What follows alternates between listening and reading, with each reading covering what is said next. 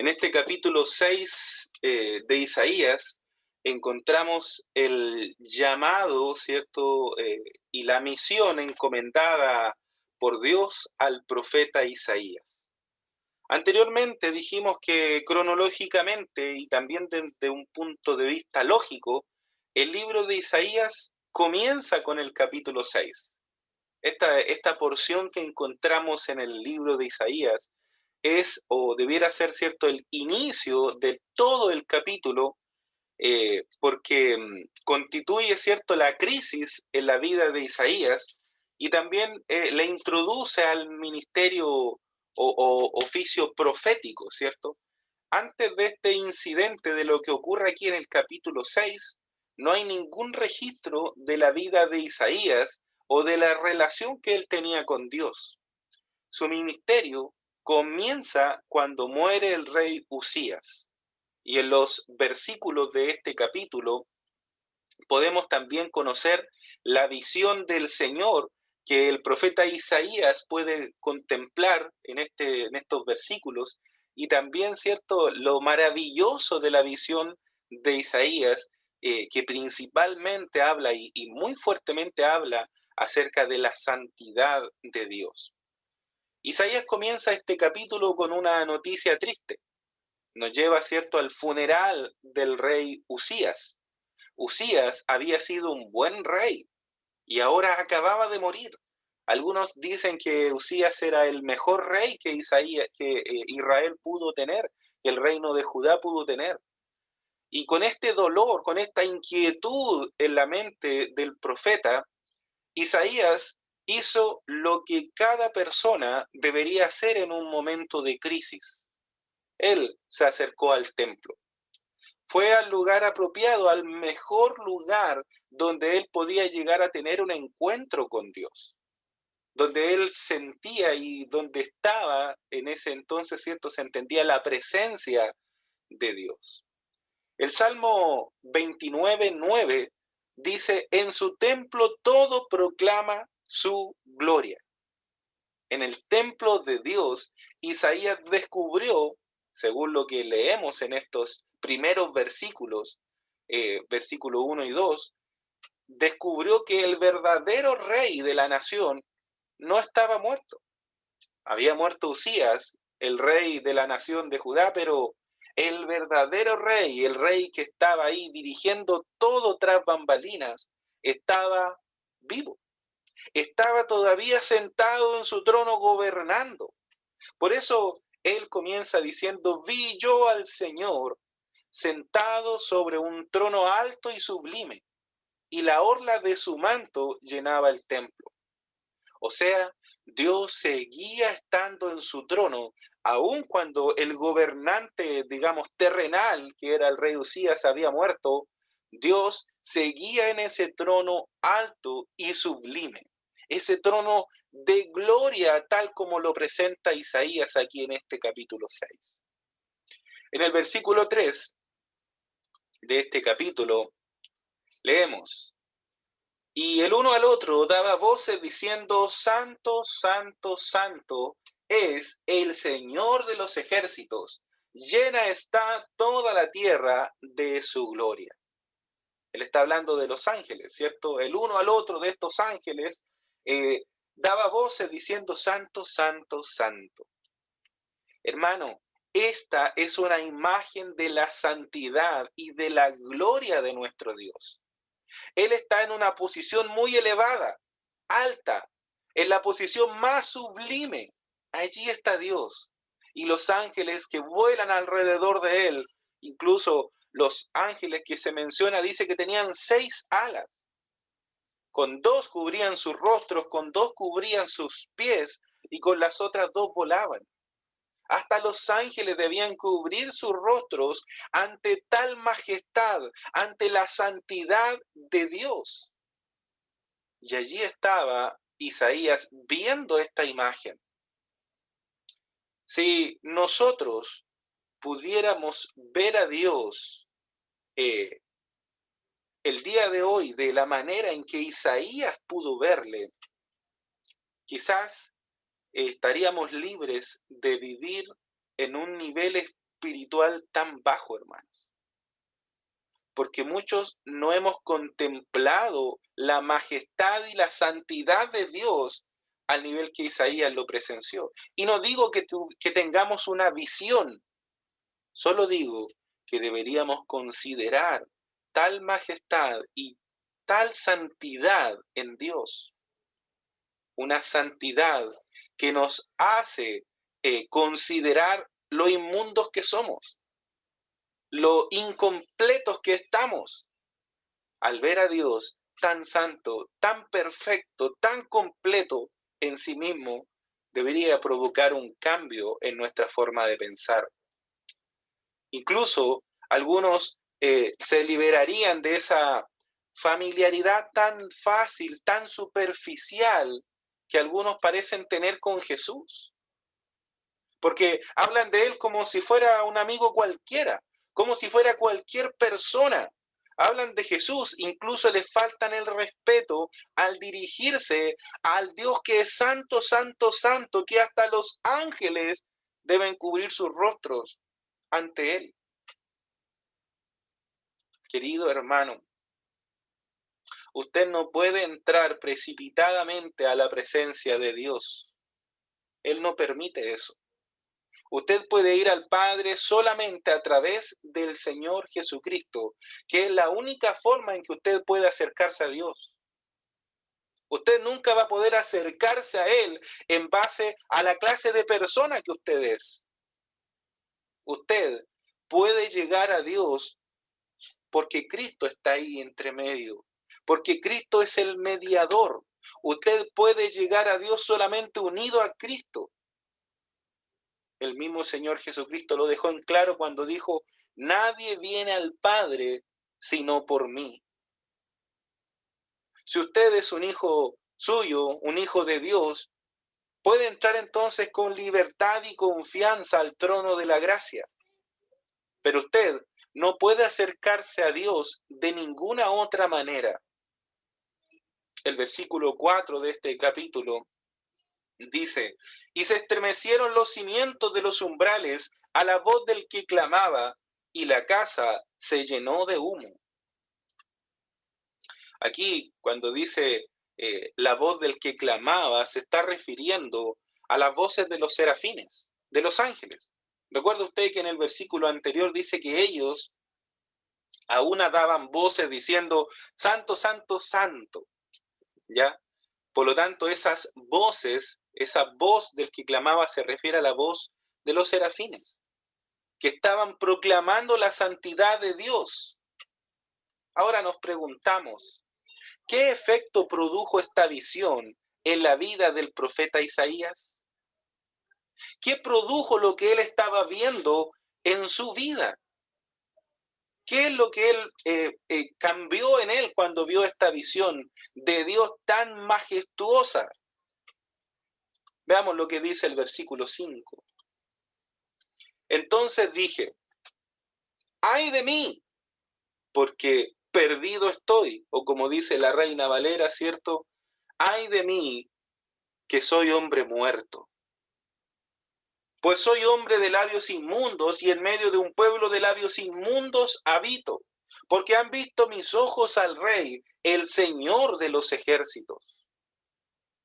Isaías era un hombre de Dios antes de haber tenido esta experiencia, pero no había sido enviado como profeta. Y esto tuvo un efecto tremendo sobre él. La reacción de Isaías es semejante a una visión, fue una visión dolorosa. Cuando él tuvo esta visión, sufrió amargamente. Se vio tal como realmente era él en la presencia de Dios. Se vio como una persona imperfecta, como una obra sin terminar.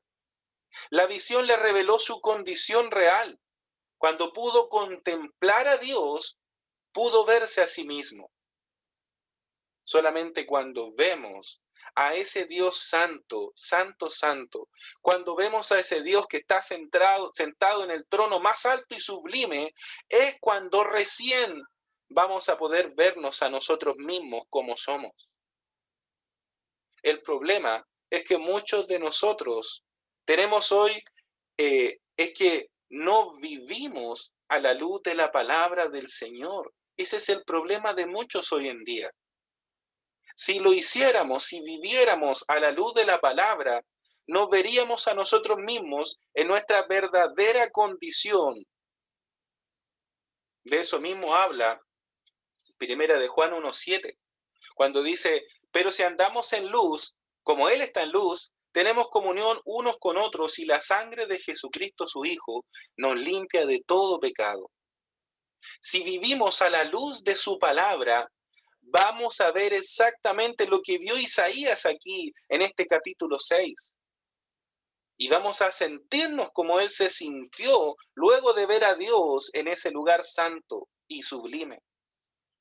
Vamos a vernos como una obra sin terminar, como seres imperfectos, que tenemos labios impuros. Querido amigo, si usted cree que es digno, que usted merece algo o que tiene algo que reclamarle a Dios, entonces usted nunca ha visto realmente al Señor. Porque cuando usted vea lo glorioso de Dios, el poder de Dios, la santidad de Dios como es realmente, entonces usted sabrá que no tiene nada que criticarle, nada que exigirle, que no tiene nada siquiera que sea grato ante ese Dios, que es glorioso y santo. Esa experiencia que tuvo Isaías, no solamente él la tuvo. No es el único hombre que tuvo esa experiencia y que tuvo ese cambio de pensar y que sufrió al ver su realidad. Job también tuvo una experiencia similar a la del profeta Isaías. La reacción de Job fue decir, me aborrezco a mí mismo. Se consideraba a sí mismo como un hombre justo. De hecho, el libro de Job comienza diciendo que Job era un hombre justo. Él podía mantener su integridad ante la presencia de sus amigos que estaban intentando destrozarlo y humillarlo, porque en lugar de alentarlo, de consolarlo, empezaron a juzgarlo, culpando de que él había hecho algo mal y por eso Dios lo estaba castigando. Esos amigos le dijeron que él era un pecador corrompido, pero él los miró fijamente y les dijo, por lo que yo sé, soy un hombre justo. Y desde su punto de vista y según el argumento que Job dio, él tenía razón. Era un hombre justo. Incluso podríamos decir que él ganó esa polémica contra sus amigos. Pero hermanos, Job no era perfecto. Quizás tenía un buen argumento para defender su justicia, pero no era perfecto.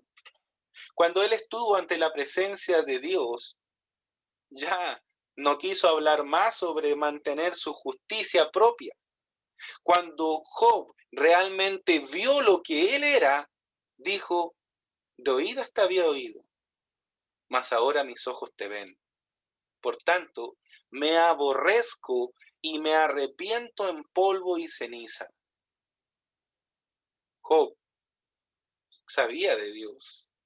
Era un hombre justo ante los hombres. Pero cuando conoció realmente a Dios, reconoce que solamente había oído de Dios, pero no le había conocido sino hasta ese momento, cuando realmente vio lo glorioso de Dios. Y lo único que pudo hacer fue arrepentirse. Dijo, me aborrezco a mí mismo.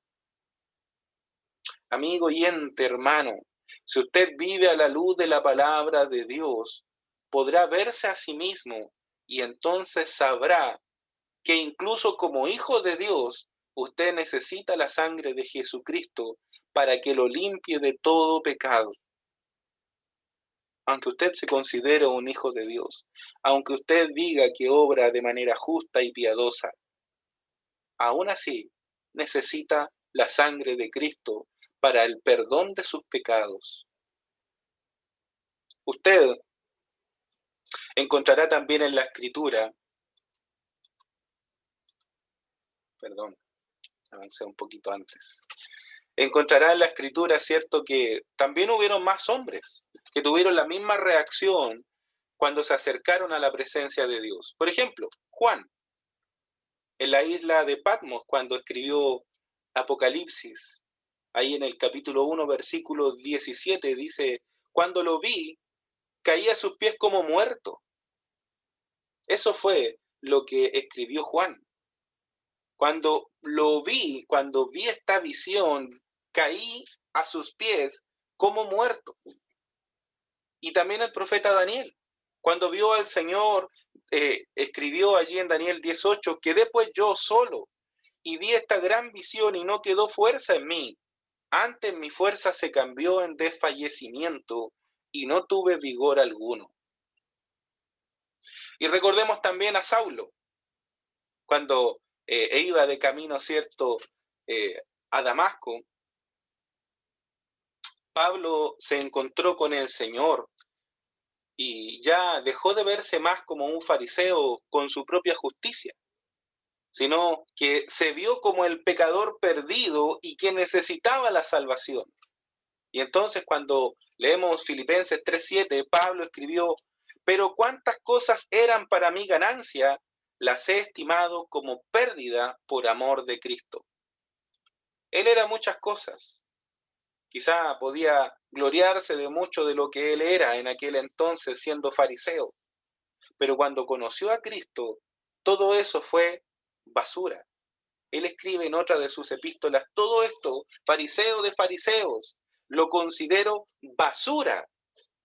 Eso no le servía de nada, sino que solamente hasta que conoció y vio a Jesús, entonces él pudo ver la realidad de su vida y la necesidad de salvación que él tenía. Continuamos con el versículo 6 de Isaías 6. Entonces voló hacia mí uno de los serafines con un carbón encendido en su mano que había tomado del altar con las tenazas. Hay un detalle interesante aquí en este versículo, que es el carbón encendido. No fue un carbón encendido cualquiera. Dice que lo tomó del altar en el cual el pecado había sido tratado. De ahí fue el ángel donde tomó el carbón. En el próximo capítulo, en Isaías 7, veremos que se menciona la predicción del nacimiento virginal de Cristo. Pero debemos destacar que no es la encarnación de Cristo la que nos salva. No es la encarnación de Cristo la que nos salva, sino su muerte en la cruz. Eso es lo que nos salva. Por esta razón, Isaías aquí necesitaba ese carbón encendido tomado del altar. Y ese altar es un símbolo de la muerte de Cristo, el altar del holocausto, el altar del sacrificio, donde mataban al cordero para expiación de los pecados. Ese altar significaba o simbolizaba, ¿cierto?, la muerte de Cristo. Y ese carbón encendido representa la sangre purificadora de Cristo que continúa limpiándonos de todo pecado. Qué imagen tremenda de la redención y de sus efectos en esta vida y en la vida eterna. Ahora, veamos lo que dice el versículo 7. Y con él tocó mi boca y dijo, he aquí, esto ha tocado tus labios y es quitada tu iniquidad y perdonado tu pecado. Isaías era un hombre de labios impuros. Y por supuesto, la condición para la limpieza es la confesión. Debemos confesar a Dios nuestro pecado y en arrepentimiento. El apóstol Juan dijo en su primera epístola, capítulo 1, versículo 9, que si confesamos nuestros pecados, Él es fiel y justo para perdonar nuestros pecados y limpiarnos de toda maldad. Por lo tanto, creemos que ese carbón encendido que el ángel tomó del altar y que puso en los labios de Isaías no es simbólico de algún otro, sino solamente de Jesucristo. Ese carbón significa la purificación de Cristo a través de Cristo para aquellos que somos pecadores. O en este caso, ¿cierto? A Isaías, que pudo purificarlo, pudo quitarle su iniquidad y pudo perdonar sus pecados a través de ese pequeño pedazo de carbón. Él fue aquel que estaba en un trono alto y sublime, y fue el mismo que fue levantado sobre una cruz, Jesucristo. Él era absolutamente esencial que fuera levantado porque Él descendió a esta tierra y se convirtió en uno de nosotros para poder llegar a ser el Cordero de Dios perfecto que quita el pecado del mundo. Por lo tanto, ese carbón encendido significa y simboliza la obra de Cristo limpiándonos de nuestros pecados a través del sacrificio de su muerte. Así que ahora este hombre, Isaías, estuvo limpio de pecado. Sus labios fueron limpiados. Interpretamos que este acto de colocar un carbón encendido en sus labios fue simplemente una manifestación externa visible de lo que había sucedido en el interior de aquel hombre, ya que es lo que procede del corazón de una persona, lo que sale a través de sus labios. Y cuando sus labios son limpiados, significa que su corazón había sido limpiado. Por eso el ángel le dice, esto que ha tocado tus labios, con esto es quitada tu iniquidad y perdonado tu pecado. Isaías dijo aquí que él se sentía como un hombre muerto. Ay de mí que soy hombre muerto. Y en el Nuevo Testamento hubo un hombre que también se sentía imperfecto, como una obra sin terminar. Su nombre era Pablo. Y él clamó en el capítulo 7, versículo 24 de su epístola a los Romanos, diciendo, miserable de mí, ¿quién me librará de este cuerpo de muerte? Cuando Pablo dijo estas palabras, no era un pecador perdido, sino un hijo de Dios. Era un santo de Dios. Estaba aprendiendo la lección de Dios, que necesitaba vivir controlado por el Espíritu Santo, porque no podía vivir para Dios por sí mismo, porque hacía lo que no quería. Es decir, no podía vivir para Dios por sus propias fuerzas, porque si él dependía de sí mismo para servir a Dios o para vivir para Cristo, iba a fracasar. Siempre vamos a fracasar cuando creemos que por nuestras fuerzas vamos a poder servir correctamente al Señor. Cuando confiamos en nuestras propias fortalezas, siempre vamos a fracasar. No, es que yo me siento bien, yo creo que tengo todas las habilidades para trabajar para el Señor. No, hermano, usted va a cumplir un ministerio eficiente y eficaz para el Señor cuando deje de confiar en sus habilidades y comience a confiar en Dios, en que el Espíritu Santo le va a guiar y Él va a dirigir tanto sus pisadas como sus palabras. De esa manera, entonces podrá desempeñar un trabajo de Dios para Dios de manera correcta. El apóstol Pablo lo dice. Él era un pecador. Él no era un pecador perdido, él era un pecador redimido por Cristo. Pero aún así, él mostraba su dependencia del Espíritu Santo diciendo, miserable de mí, ¿quién me librará de este cuerpo de muerte?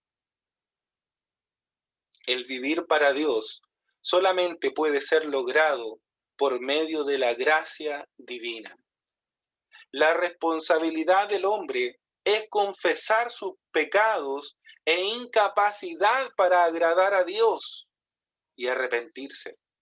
El apóstol Pablo lo expresó cuando le escribió a este joven pastor Timoteo en su segunda carta a Timoteo, capítulo 2, versículo 21, cuando le dijo: así que si alguno se limpia de estas cosas, será instrumento para honra, santificado, útil al Señor y dispuesto para toda buena obra. Pero volvamos a Isaías. Observemos qué pasa después que sus labios son limpiados y purificados con este carbón que el ángel saca del altar. Vamos al versículo 8. Y oí la voz del Señor que decía: ¿a quién enviaré? ¿Y quién irá por nosotros? Entonces respondí: heme aquí, envíame a mí. Aquí tenemos otro detalle interesante. Hasta este momento, Isaías nunca había escuchado el llamado al oficio de profeta. No había sentido el llamado de Dios. Opinamos que muchos de los creyentes nunca han sentido el llamado de hacer alguna cosa o algún trabajo para Dios, quizá porque nunca han sido limpiados, quizá porque nunca se ha puesto ese carbón encendido en sus labios. Como cristianos, nunca han sentido esta gran necesidad. Querido hermano, Dios no va a utilizar un vaso impuro para mostrar su gloria. De eso podemos estar seguros. Ahora, también es cierto que Dios bendice su palabra incluso cuando es predicada y proclamada por aquellos que no se lo toman en serio. Se entretienen con el pecado en sus tiempos libres, pero a su debido tiempo Dios les juzgará severamente por no haber tenido temor de Dios para predicar el Evangelio. En el versículo 8 vemos que Isaías escuchó ese llamado del Señor. ¿A quién enviaré? ¿Y quién irá por nosotros? No creemos que sea necesario quizás hacer una exégesis o llamar la atención sobre el hecho de que en esta pregunta del Señor, en esta frase, primero habla de en singular y luego en plural, ya que creemos que si se expresa de esta manera es porque seguramente está presentándonos a la Trinidad. Por eso primero dice a quién enviaré y luego quién irá por nosotros, involucrando a uno más o dos más, ¿cierto? Si hablamos de la Trinidad, entonces están involucrando las tres partes de la Trinidad. ¿Quién irá por nosotros? La respuesta de Isaías a esta pregunta que estaba haciendo el Señor ahí en ese trono alto y sublime es: heme aquí, envíame a mí. Isaías escuchó el llamado de Dios por primera vez. No lo había escuchado antes.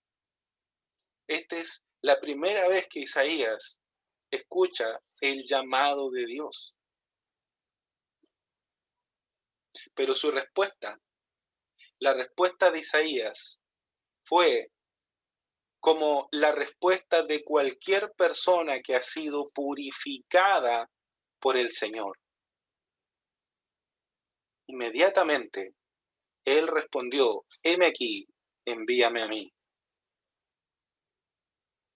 Cuando una persona que ha sido transformada, ha sido regenerada en la obra de Cristo, por la obra de Cristo para salvación, la única respuesta a lo que Dios le pide es la misma de Isaías.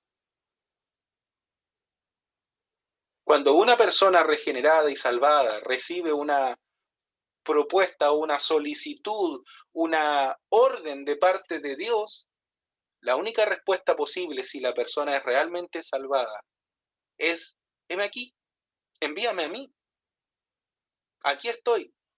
Yo te voy a obedecer porque tú eres mi Señor. Yo haré lo que tú me pides porque tú eres mi Dios, porque tú estás por encima de mí y yo sé que tú gobiernas toda la creación. Por lo tanto, mi respuesta nunca será negativa. Mi respuesta siempre será, heme aquí, envíame a mí. Y Isaías había sido restaurado. Isaías había sido perdonado de sus pecados. Isaías había sido redimido a través de ese sacrificio que había sido puesto en el altar, sombra del sacrificio de Cristo. Por lo tanto, la respuesta de Isaías fue, yo voy, Señor. Si tú me quieres enviar, envíame a mí.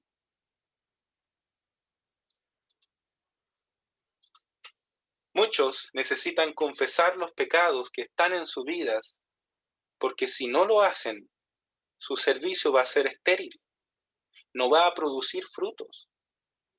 Y se sentirán frustrados si trabajan y obran, pero eso, su obra y su trabajo no da fruto, porque primero deben ser purificados, primero deben tener esa relación personal con el Señor, dejarse ser guiados por el Espíritu Santo para que recién ahí su trabajo, esa obra del Señor que están realizando pueda dar fruto. Y no por lo que ellos hacen, sino por lo que Dios hará con ellos para que se cumplan sus propósitos, los propósitos de Dios. Veamos ahora la misión que recibió Isaías. Leamos el versículo 9. Y él dijo, ve y di a este pueblo, escuchad bien, pero no entendáis, mirad bien, pero no comprendáis. El mensaje que se le encargó a Isaías que comunicara era muy extraño. Este pueblo significa, por supuesto, la nación de Israel. Y el mensaje continúa en el versículo 10, cuando dice, haz insensible el corazón de este pueblo, endurece sus oídos y nubla sus ojos, no sea que vea con sus ojos y oiga con sus oídos y entienda con su corazón y se arrepienta y sea curado, sea sanado. La tarea de Isaías era comunicar al pueblo el mensaje de la luz. La luz simplemente revela la ceguera de la gente. En la oscuridad las personas no saben si están ciegas o no, porque ven de la misma forma tanto en luz como en oscuridad. Mateo, capítulo 13, versículo 14 y 15, registró las palabras de nuestro Señor Jesucristo cuando dijo, y en ellos se cumple la profecía de Isaías que dice, al oír, oiréis, y no entenderéis, y viendo veréis, y no percibiréis, porque el corazón de este pueblo se ha vuelto insensible, y con dificultad oyen con sus oídos, y sus ojos han cerrado, no sea que vean con los ojos, y oigan con los oídos, y entiendan con el corazón, y se conviertan, y yo los sane. Podríamos ilustrar esta verdad de la siguiente manera para poder comprender el mensaje que Dios le estaba enviando a Isaías a entregar a su pueblo. Cuando una persona de campo va de noche al gallinero, lleva en su mano seguramente una linterna. ¿Qué sucede cuando el hombre abre la puerta del gallinero y alumbra con la linterna? Cuando el hombre alumbra hacia adentro del gallinero, suceden dos cosas. Primero, los ratones buscan refugio. Y por otra parte, las gallinas que están refugiadas, ¿cierto?, en el gallinero para pasar la noche, van a ver claramente a su alrededor, porque va a haber una luz. Y por lo tanto van a empezar a cacarear o, o a cantar si es que hubiera algún otro pájaro dentro del gallinero, ¿cierto?, refugiándose de la noche. Esto nos muestra que la presencia de la luz hace que algunos huyan y otros canten. Los ratones se esconden, se arrancan y los pajaritos, las gallinas, cacarean y cantan. Ahora, pregunto, ¿fue la luz lo que produjo la rata, el ratón? ¿La luz produjo al ratón? No, no, ¿cierto? El ratón ya estaba ahí. Estaba ahí dentro del gallinero antes de que llegara la luz. La luz solamente reveló que habían ratones. De la misma manera, cuando Jesús vino al mundo, Él era la luz del mundo. Y en su presencia sucedieron dos cosas. Él hizo que los pájaros cantaran y que los ratones huyeran. Podemos ilustrar esto con otro incidente. Hace años, no me refiero a lo que pasó, cierto, aquí en Chile con los mineros, pero hace años, en otro país de China, hubo una explosión en una mina. Y muchos hombres que estaban trabajando, muchos mineros, no pudieron salir a causa de los derrumbes que habían ocurrido dentro de la mina.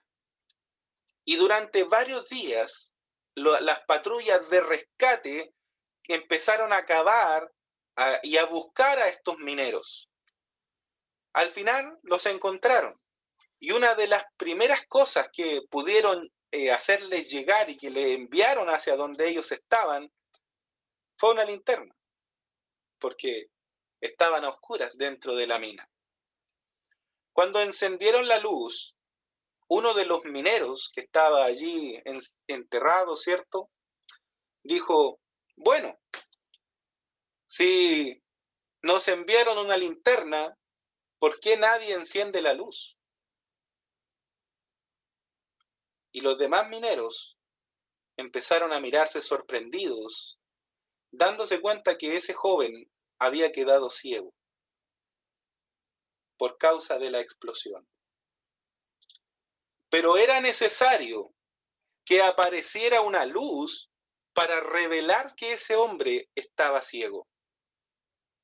Dios no causa ceguera espiritual de nadie. Dios no endurece los corazones. Cuando brilla la luz, se revela lo que una persona ya es. Y por lo tanto, eso es lo que el profeta Isaías quiso decir. Y este fue exactamente el motivo por el cual el Señor Jesucristo citó este pasaje de Isaías. Los hombres están perdidos porque su condición muestra que están condenados. Todos pecaron, todos están destituidos de la gloria de Dios. Pero es necesaria que aparezca la luz de Cristo para dejar en evidencia el estado de perdición que tiene la humanidad. Y de allí el Señor toca corazones, cambia las vidas, regenera las vidas y los perdona a través del sacrificio de Cristo para que tengan vida. Pero a los que no regenera, a los que no les da esa gracia para salvación, solamente continúan su camino que están destinados a tener. Porque su vida por sí sola, ellos mismos por sí solos, por su pecado que viven ellos, van derecho a la condenación. Dios no toma a una persona y le cambia su camino para llevarlo a la condenación, sino que simplemente lo deja seguir su camino a la condenación eterna. En 2 de Corintios, capítulo 2, versículo 14 al 16, dice, pero gracias a Dios, que en Cristo siempre nos lleva en triunfo, y que por medio de nosotros manifiesta en todo lugar la fragancia de su conocimiento. Porque fragante aroma de Cristo somos para Dios entre los que se salvan y entre los que se pierden. Para unos, olor de muerte para muerte, y para otros, olor de vida para vida. Y para estas cosas ¿Quién está capacitado?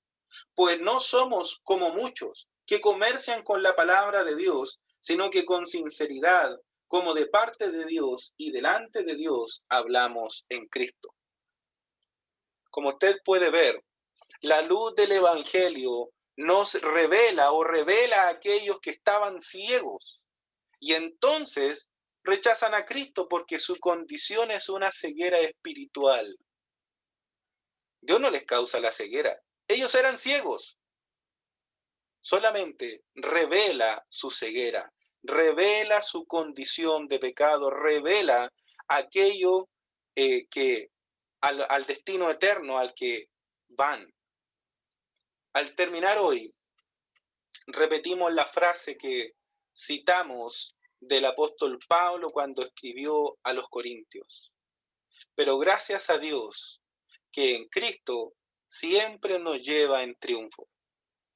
Estamos agradecidos de Dios por el triunfo al cual Cristo nos lleva. Ese triunfo en Él, por Él, que Él alcanzó, pero que Él nos imputa, nos ofrece, nos regala por gracia para que nosotros también disfrutemos de ese triunfo. Y ese triunfo también implica la difusión del mensaje de salvación que es el Evangelio. Nuestra tarea, nuestra responsabilidad es sembrar una semillita, sembrar la palabra de Dios y esperar para que el Espíritu Santo de Dios toque los corazones que escuchan esa palabra y Él les dé vida en Cristo Jesús. La palabra lo dice. Nosotros solamente sembramos, pero ese crecimiento lo da Dios. Esa obra de crecimiento del Evangelio en el corazón de las personas es una obra de Dios. Nosotros solamente estamos llamados a predicar su palabra, a predicar sobre la vida, muerte y resurrección de nuestro Señor y Salvador Jesucristo. Y el crecimiento espiritual, esa nueva vida, está en las manos de Dios. Vamos a inclinar nuestros rostros y vamos a orar. Amado Dios y Padre Celestial, queremos en este tiempo, Señor, rogarte por cada uno de nosotros. Gracias, Padre Celestial, porque por la obra que tú haces. Gracias, Señor, por ello. Gracias, Señor, porque tu obra es perfecta. Y porque a través de ella, Señor, a través de lo que tú haces, nosotros podemos difundir tu evangelio. Podemos predicar acerca del mensaje de salvación. Podemos predicar las buenas nuevas. Podemos predicar acerca de tu reino y de la vida venidera que es y se encuentra en la eternidad. Gracias, Señor, por tu Hijo Jesús, que con su obra, Señor, con ese sacrificio que Él experimentó, nosotros podemos ser perdonados y salvados.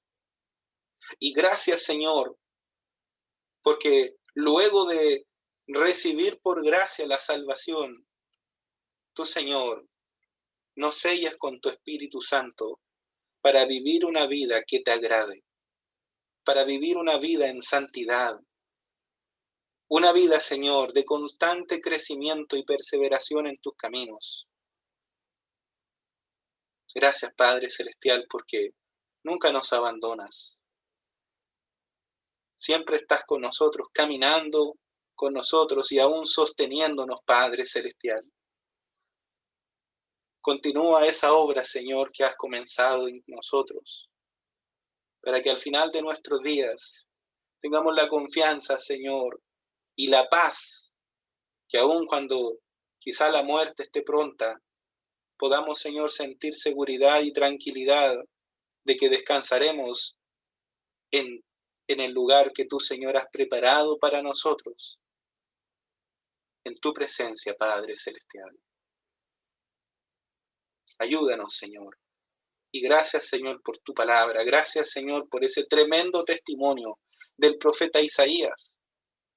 Testimonio que muchos hoy podemos, Señor, seguir y ver ese ejemplo de entrega total ya que al primero de tus llamados, Él inmediatamente respondió con una respuesta, Señor, accediendo a aquello que tú estabas pidiendo. Ayúdanos, Señor, a ser tan transparentes, Padre Celestial, que no haya nada oculto en nuestras vidas, nada oculto que perjudique aquel trabajo, aquel ministerio que tú, Señor, nos pides realizar. Ayúdanos, Padre Celestial, para que podamos decir con voz alta: heme aquí, Señor, envíame a mí. Rogamos tu bendición sobre tu iglesia y rogamos que sigas guiándonos, Señor, en el nombre precioso de Cristo Jesús. Amén y amén. Amén.